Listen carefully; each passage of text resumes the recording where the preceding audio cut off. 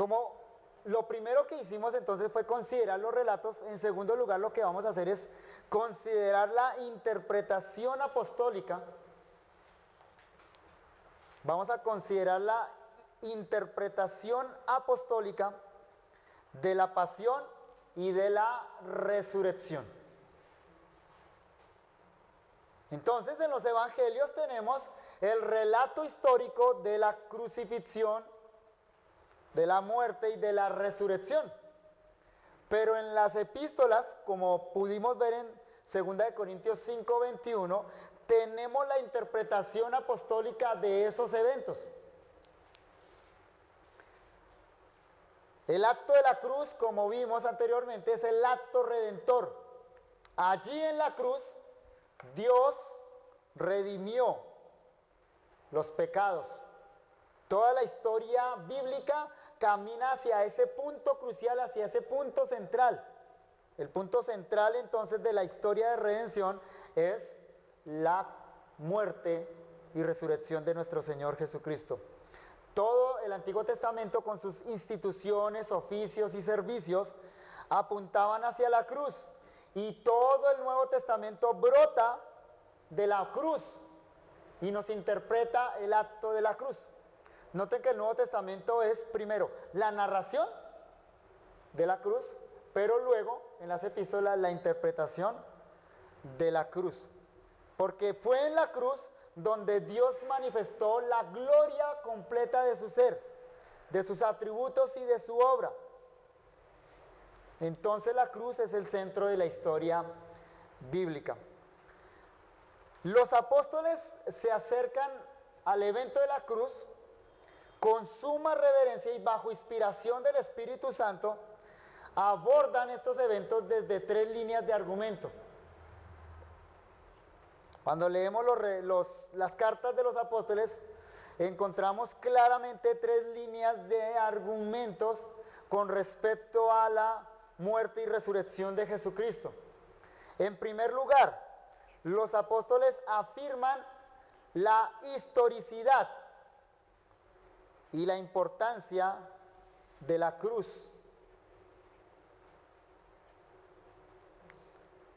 Repito, en primer lugar, los apóstoles afirman la historicidad y la importancia de la cruz. Por lo tanto, la fe cristiana es una fe coherente, racional y verdadera.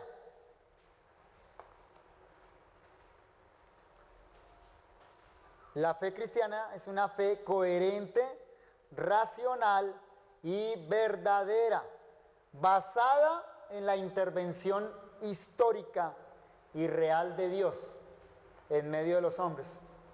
Eso es lo primero entonces que los apóstoles nos tienen que decir de la cruz.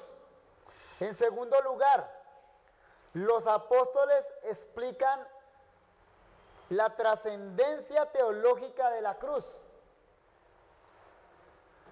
En segundo lugar, los apóstoles explican la trascendencia teológica de la cruz, enseñando por qué era necesaria esa cruz,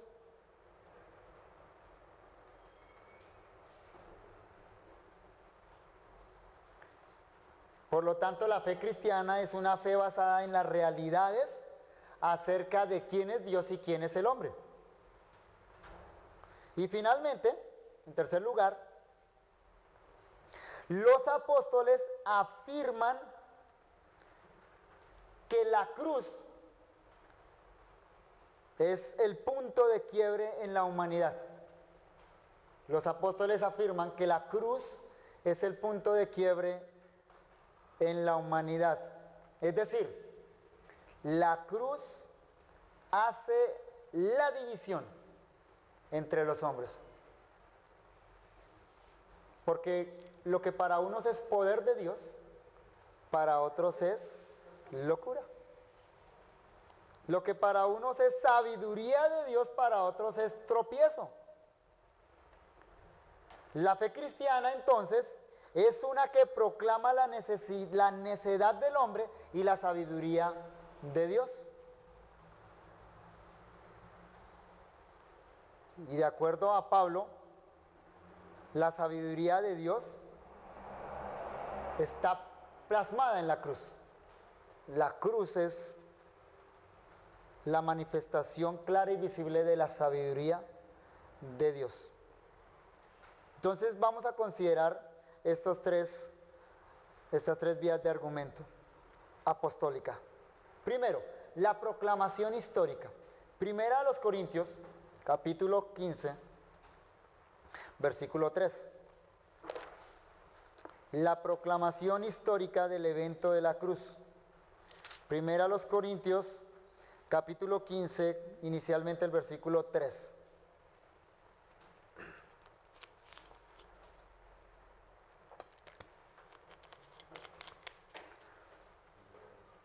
Porque primeramente os he enseñado lo que asimismo recibí, que Cristo murió por nuestros pecados conforme a las Escrituras, y que fue sepultado y que resucitó al tercer día conforme a las Escrituras.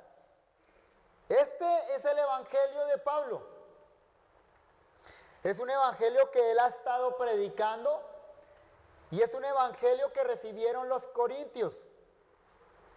Y el llamado del apóstol Pablo a los corintios es perseverar en ese evangelio. Versículo 1. Además os declaro, hermanos, el evangelio que os he predicado, el cual también recibisteis, en el cual también perseveráis. Ese es el llamado del apóstol Pablo a los corintios. Según el versículo 2, el evangelio es el único medio a través del cual el hombre puede ser salvo. Por el cual, hablando del evangelio, asimismo, si retenéis la palabra que os he predicado, sois salvos si no creísteis en vano. El evangelio, que significa la buena noticia, es la gran noticia o la buena noticia de que Dios salva a los pecadores.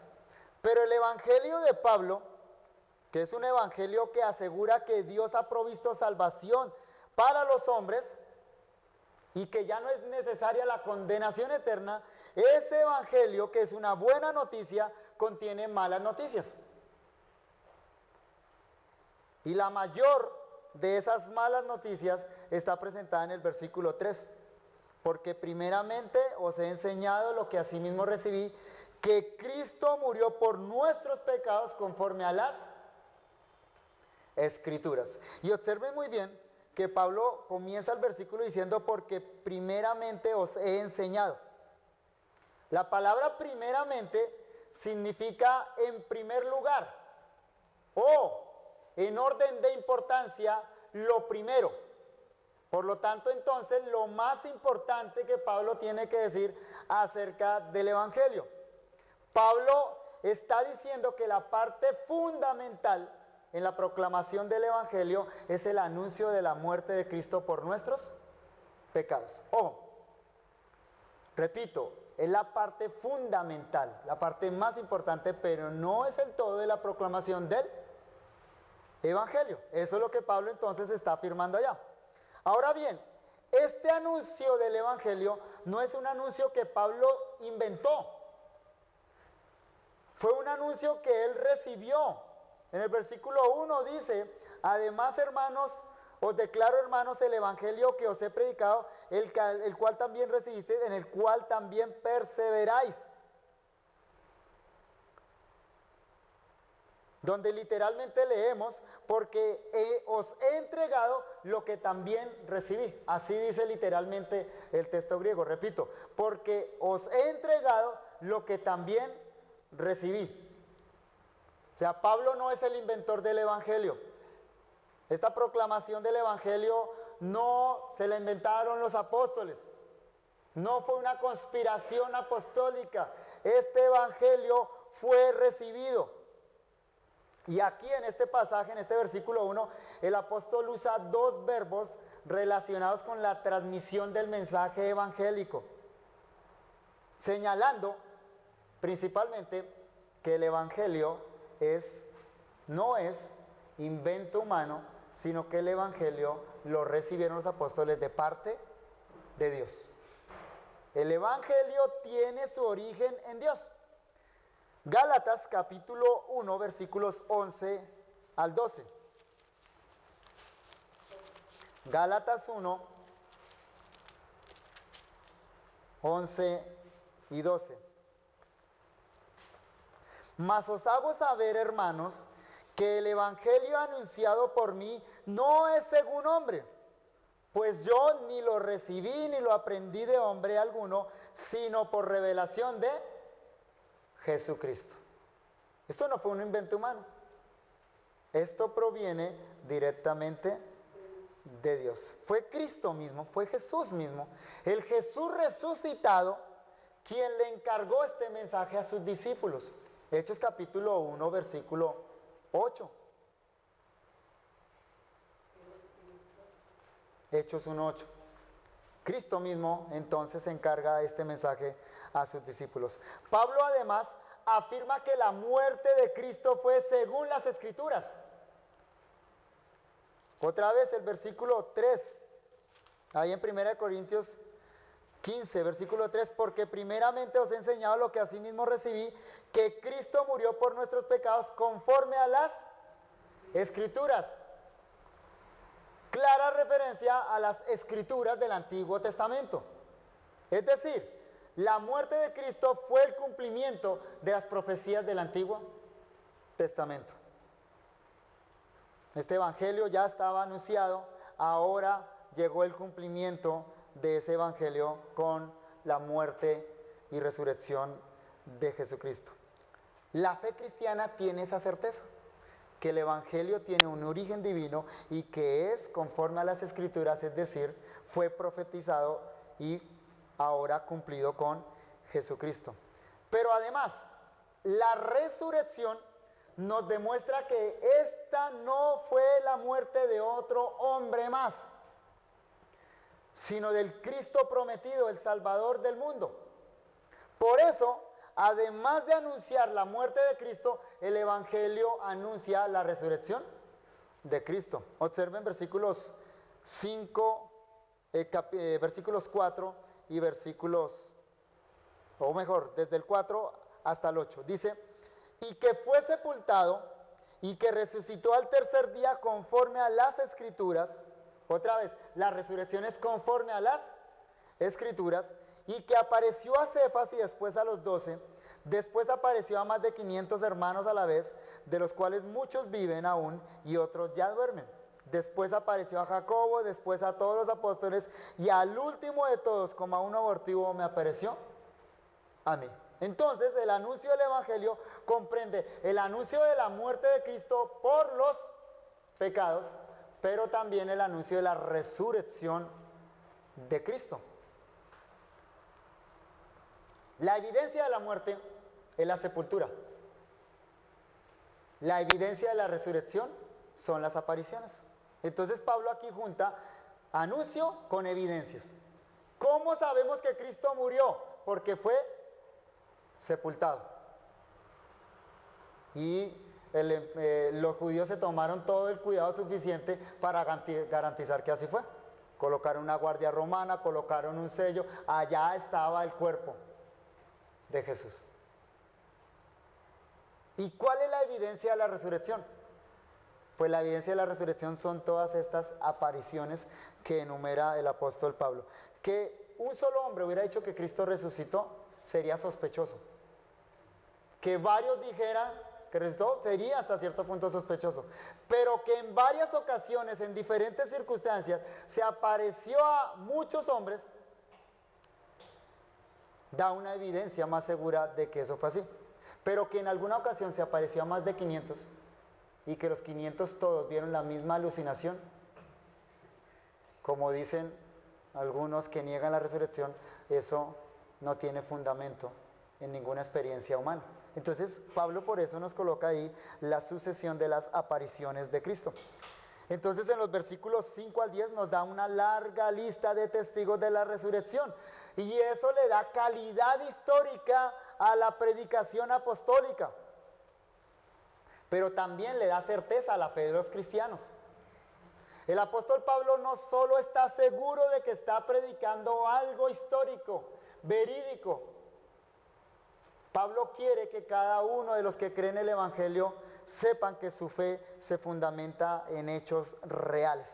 Por lo tanto, a partir del versículo 12, señala la importancia de la historicidad de los eventos redentores que proclama el Evangelio.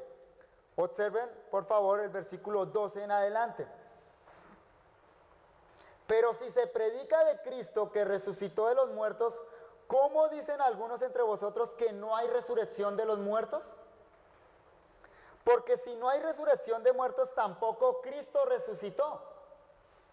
Y si Cristo no resucitó, vana es entonces nuestra predicación, vana es también vuestra fe. Esas son palabras de certeza histórica. El apóstol Pablo está diciendo acá que los eventos que él proclama como el evangelio que salva a los pecadores están arraigados en la historia humana. No puede ser más claro el lenguaje que el lenguaje del versículo 16, porque si Cristo no resucitó, dice el apóstol Pablo, vuestra fe es vana, pero además dice el 17, y si Cristo no resucitó, vuestra fe es vana, aún estáis en vuestros pecados. Es decir, si negamos que la muerte y resurrección de Cristo no sucedieron en la historia, entonces aún estamos en nuestros pecados. Porque el evento que resolvió el problema del pecado fue el evento de la cruz. En la cruz, como vimos en 2 Corintios 5:21, Dios hizo a su Hijo ofrenda por el pecado para que como resultado nosotros fuéramos justificados en Él. Si la cruz y la resurrección es un invento de los apóstoles, entonces no hay solución al problema del pecado. Ese es el punto absoluto del apóstol Pablo. Es más, según el versículo 19, si nosotros creemos algo que no sucedió en la historia, somos los más miserables de todos los hombres. Si en esta vida solamente esperamos en Cristo, somos los más dignos de conmiseración de todos los hombres. Y pareciera que Pablo, bajo inspiración del Espíritu Santo, estuviera aquí pensando en el liberalismo teológico del siglo XIX y XX.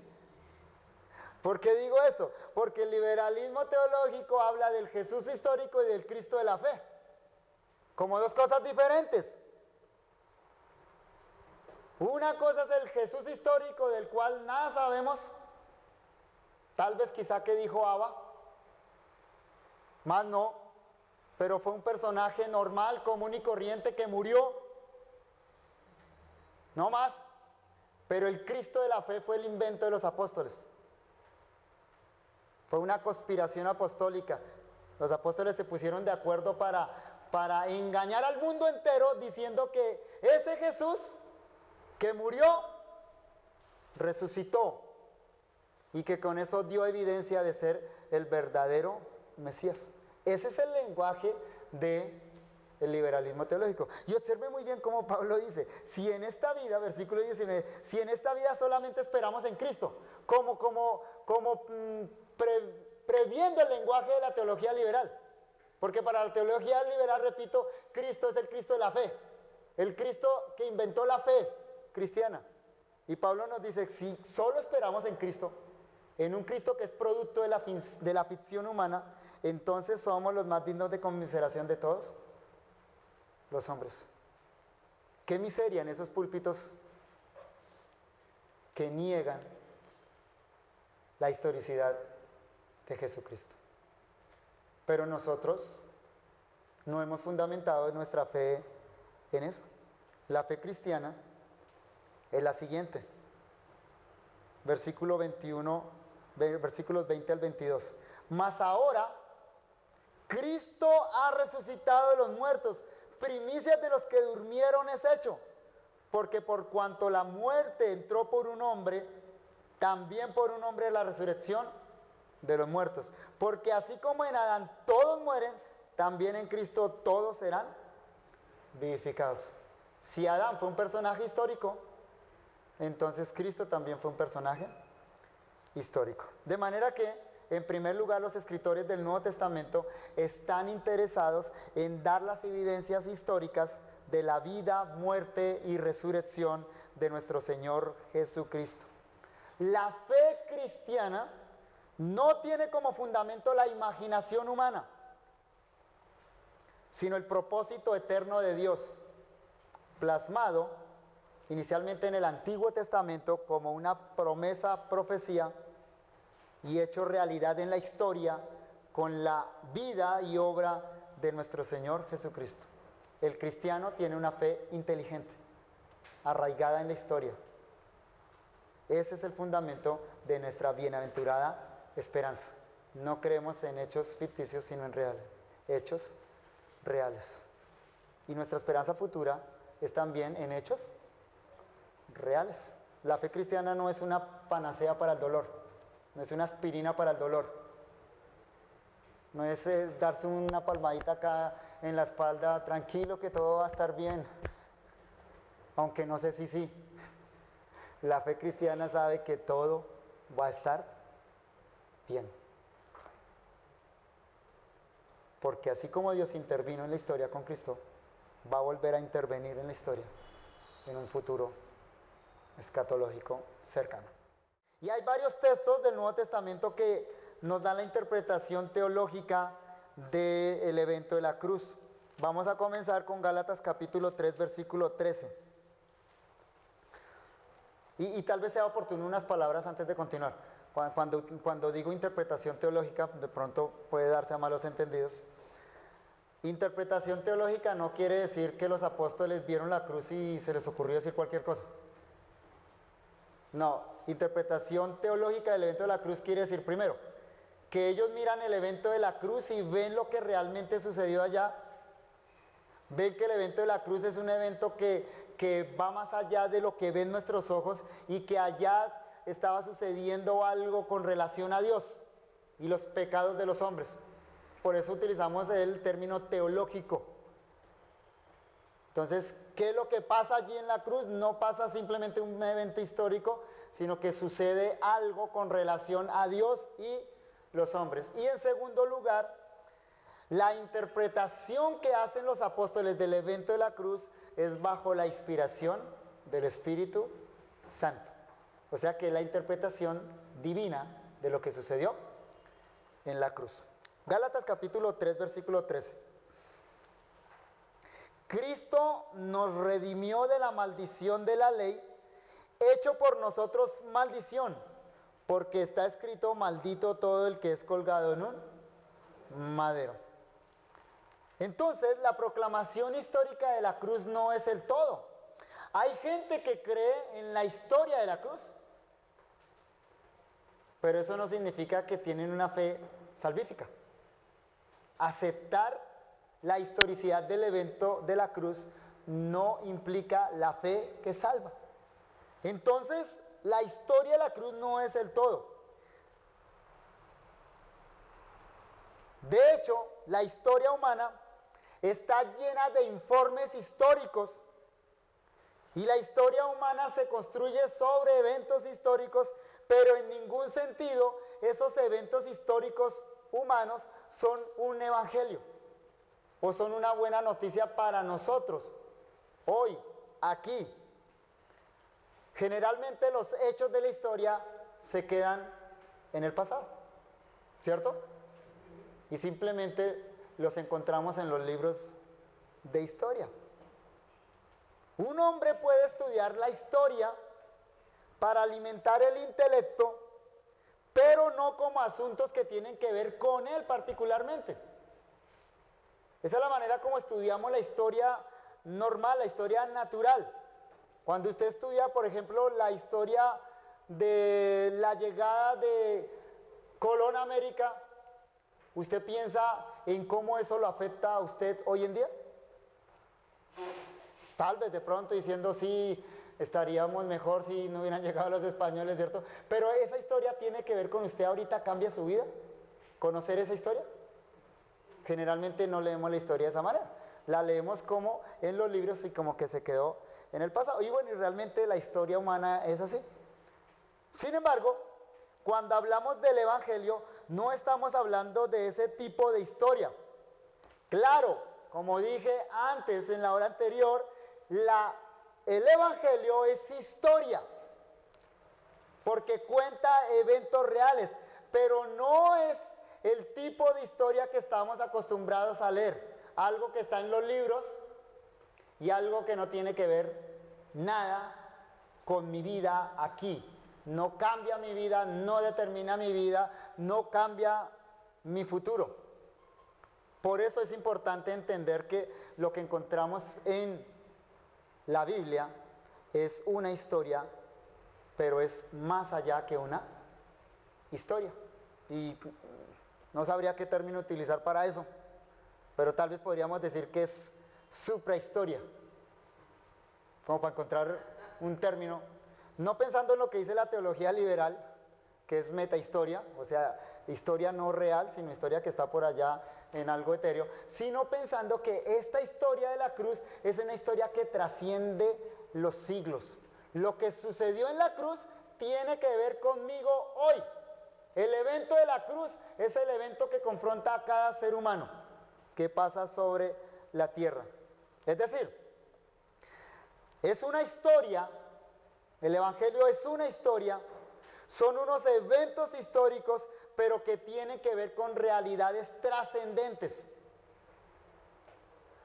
La historia de la cruz es la historia de la redención. Es decir, en la cruz Dios decide definitivamente la redención de la humanidad. ¿Ven qué tan importante es ese evento? ¿De qué otro evento podemos hablar de esa manera? Solo del evento de la cruz. Siendo así esto, entonces el cristiano es alguien que ha sido iluminado por el Espíritu Santo para ver en aquellos acontecimientos de hace siglos su propia historia.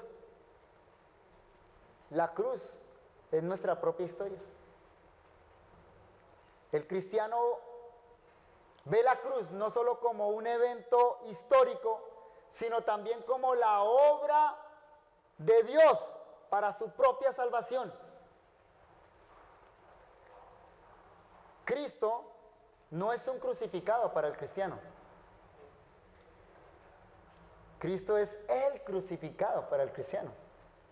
Pero más aún, sobre todas las cosas, para un cristiano, Cristo es el crucificado por mí. O sea que ese evento tiene que ver conmigo, directamente conmigo. Cristo es el crucificado por mí, por mi causa y para mi bien. La cruz entonces es historia peristoria para mí y que tiene influencia en mi presente y determina mi futuro.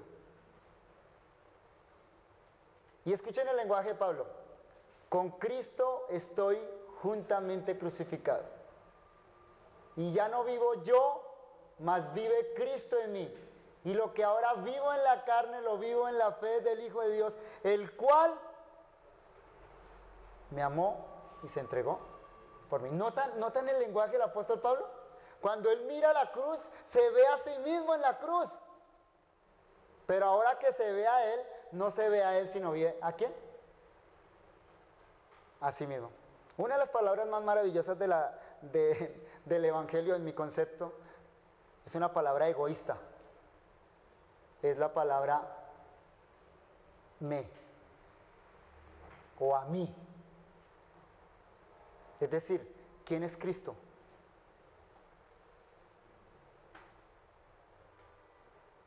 No aprovecha decir Cristo es el Salvador. Lo que le aprovecha al cristiano y lo que le llena de gozo y de seguridad es decir, Cristo es mi Salvador. Esta es una historia a la cual nos tenemos que apropiar personalmente. Y el texto de Gálatas con el que comenzamos dice, Cristo nos redimió de la maldición de la ley. ¿Observan el nos? O sea, Pablo no dice Cristo los redimió. No, Pablo quiere apropiarse de eso. Pablo lo hace suyo. Y entonces Pablo dice, Cristo nos redimió. El evento de la cruz, ¿qué fue entonces para Pablo? Fue su propia redención. ¿De qué lo libró Cristo? Dice Pablo, de la maldición de la ley. ¿Y cómo lo hizo? ¿Hecho por nosotros? Maldición. ¿Sí notan ese lenguaje tan maravilloso del apóstol Pablo? El lenguaje del Evangelio es el lenguaje de esa cruz es mi cruz. Esa obra fue para mí. Ese perdón de los pecados es mío. Cristo es mi Salvador. Otros textos que podríamos mirar son Mateo capítulo 26, versículo 28. Vamos a mirar algunos. Mateo 26, 28.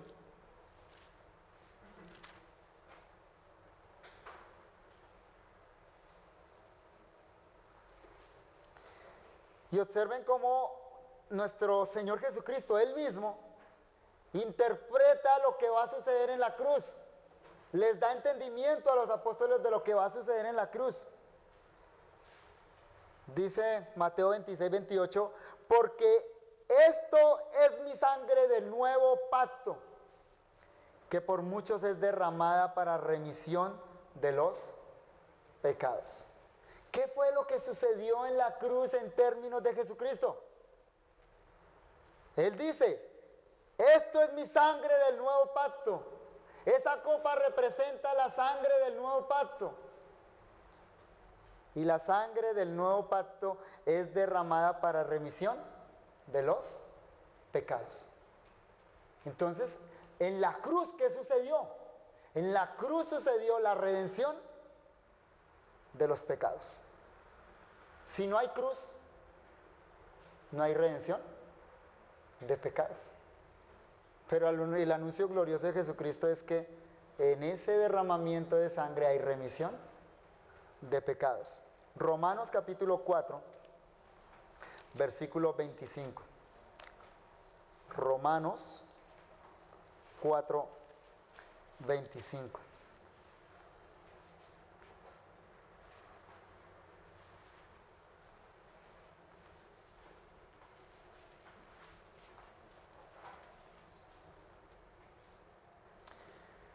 Dice el apóstol Pablo, el cual fue entregado por nuestras transgresiones y resucitado para nuestra justificación. En primer lugar, observen cómo junta muerte y resurrección. Las dos van juntas. Y según este versículo, la muerte es por nuestras transgresiones y la resurrección por nuestra justificación. No deberíamos separarlas. Y no deberíamos pensar que una logra una cosa y la otra logra otra. Simplemente deberíamos aprender a pensar en la obra de Cristo como un compacto. Pero el punto es este. Pablo dice, el cual fue entregado por nuestras transgresiones y resucitado por nuestra justificación. ¿Qué es lo que logra la muerte de Cristo en la cruz y su resurrección? Logra, primero, que las transgresiones sean quitadas y que recibamos la justificación. Pero otra vez, observen en este texto cómo Pablo se apropia de eso. Pablo no está hablando de la cruz como algo lejano, como algo que no tiene que ver nada con el hoy. No, Pablo dice, el cual fue entregado por nuestras transgresiones y resucitado por nuestra justificación. Se apropia de esa verdad Pablo. Fueron sus pecados, fueron sus transgresiones las que fueron cargadas allá en la cruz. Y fue su justificación la que fue lograda en la cruz. Hebreos capítulo 9, versículo 12.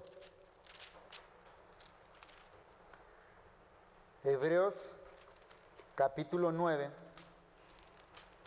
versículo 12.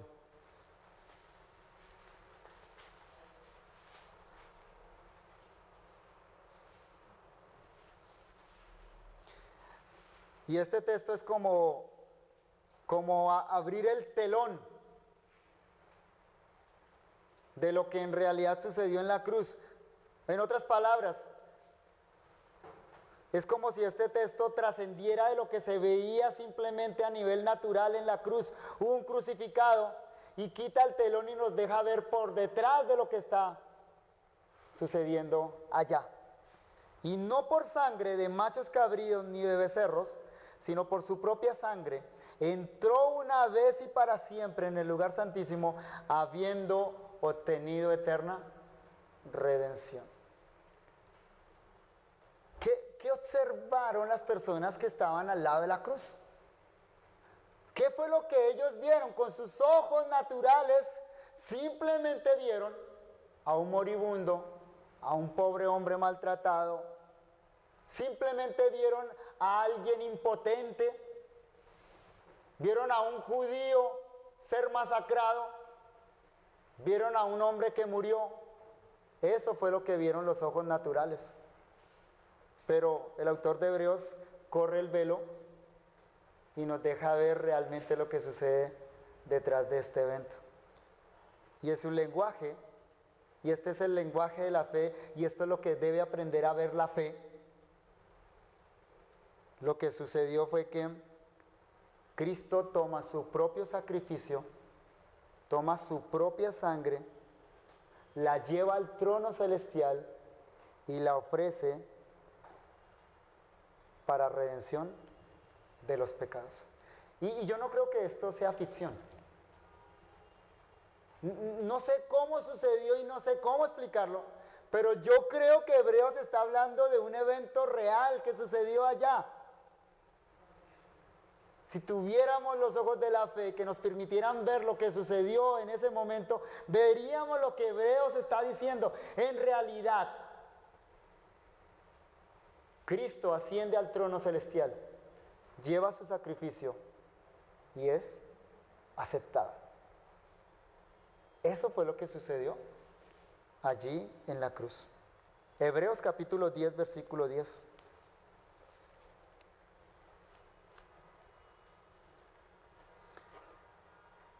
Dice el autor de Hebreos, en esta voluntad somos santificados mediante la ofrenda del cuerpo de Jesucristo, hecha una vez para siempre. ¿Qué es lo que logra la cruz? ¿Qué es lo que sucede en la cruz? En esta voluntad somos santificados. ¿En cuál voluntad? En la voluntad divina que entrega al Hijo, pero en la voluntad del Hijo que se entrega a sí mismo. Él quiso ir a la cruz. Se entregó voluntariamente para ir a la cruz. Se ofrenda, presenta su cuerpo como ofrenda. Y lo que sucede allá es que somos santificados. Otra vez la primera persona. ¿Notan? Nosotros somos santificados. Algo que afecta directamente a quien escribe y a quienes leen, a quienes escriben y leen. Esa es la interpretación o la proclamación teológica del evento de la cruz. Pero los apóstoles tienen algo más que decir con respecto al evento de la cruz. Es un evento histórico real, es un evento trascendental, pero es un evento que debe ser proclamado. Y es que, mis queridos hermanos, si todo lo que hemos dicho hasta ahora es así, ¿cómo callar esto? ¿Cómo cerrar nuestra boca al evento de la cruz? Pero observen cómo lo dice el apóstol Pablo en 1 Corintios, capítulo 1, versículo 21. 1 Corintios, capítulo 1, versículos 21 al 24.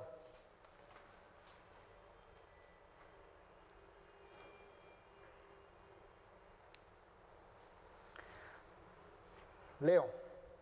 Pues ya que en la sabiduría de Dios el mundo no conoció a Dios mediante la sabiduría, agradó a Dios salvar a los creyentes por la locura de la predicación. Porque los judíos piden señales y los griegos buscan sabiduría, pero nosotros predicamos a Cristo crucificado. Para los judíos ciertamente tropezadero y para los gentiles locura, mas para los llamados, así judíos como griegos, Cristo poder de Dios y sabiduría de Dios. Miren, la cruz no es solo un evento histórico, es un evento histórico, pero es más que un evento histórico.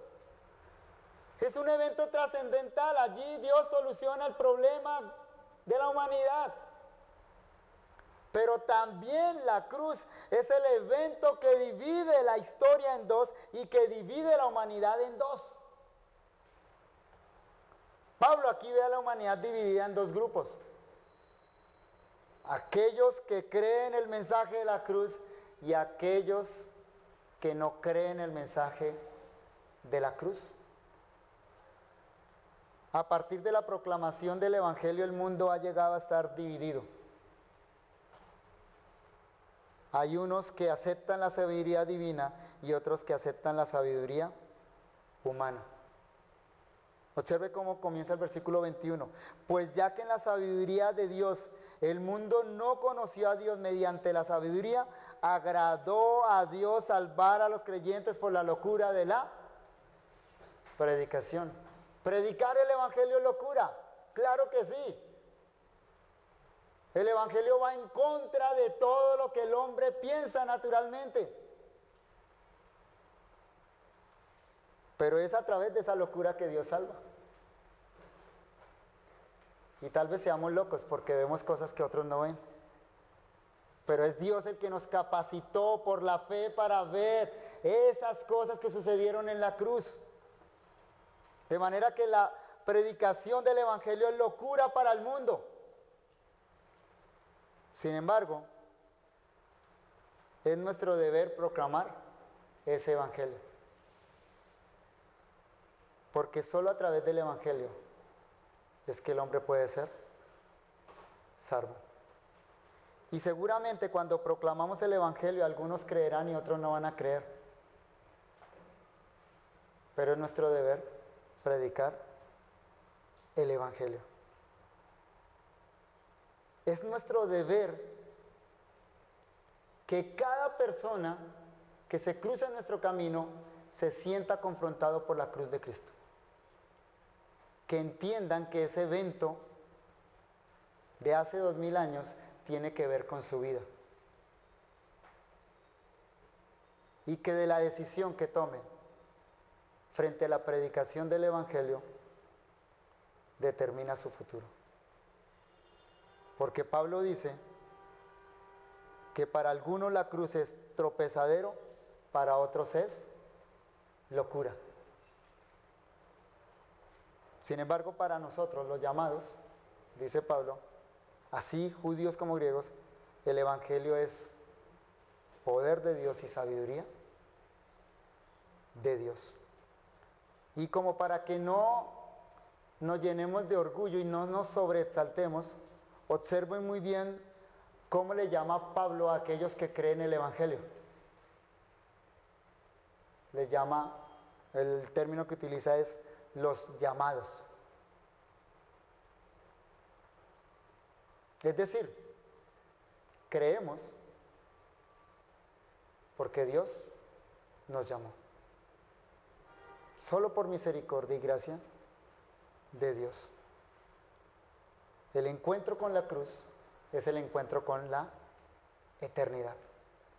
Pero para unos va a ser una eternidad de bendición, de gozo y bienaventuranza, y para otros va a ser una eternidad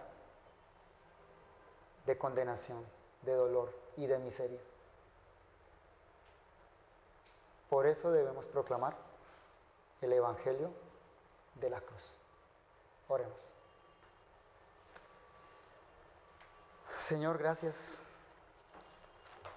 Gracias porque, como dice Pablo, a ti te plació llamarnos, Señor, para salvación. No fuimos nosotros los que corrimos hacia ti, tú nos atrajiste, Señor, Tú abriste nuestros ojos, Señor, para poder ver la gloria de la cruz, para poder ver en esa cruz el evento que determinó nuestra eternidad. Y el apóstol aquí nos dice, Señor, que la predicación del Evangelio es locura. Claro que es locura para la mente carnal, Señor. Así era para nosotros. Pero ahora para nosotros es la mayor muestra del poder y la sabiduría divina. Pero te rogamos, Señor, que nos permitas seguir viendo ese poder y esa sabiduría en la salvación de muchos. A través de la proclamación del Evangelio, Señor, a través de nuestras bocas. Porque es imposible callar, Señor, este Evangelio. Gracias, Señor, por tu palabra, por este día, Señor, por las fuerzas que tú provees, Señor. Te bendecimos y te alabamos en nombre de Jesús. Amén.